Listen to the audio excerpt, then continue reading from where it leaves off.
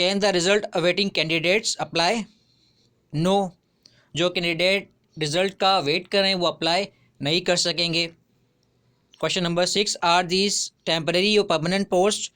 तो ये permanent positions होती हैं। और नंबर 7, एज लिमिट क्या है? एज लिमिट 21 साल से लेकर 35 साल के कैंडिडेट्स अप्लाई कर पाएंगे। और अभी फाइनल एड नहीं आया तो उसमें जो है तमाम एज रिक्वायरमेंट बता दी जाएगी। और ऐसा चीज़ हमें मालूम है कि 15 years age relaxation government of Sindh की जानिब से दिया जाता है। For more educational videos you can visit our YouTube link.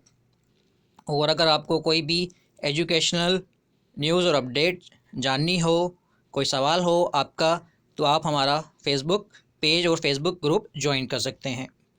अगर आपको वीडियो पसंद आई हो तो लाइक शेयर कमेंट करना ना भूलिएगा। शुक्रिया।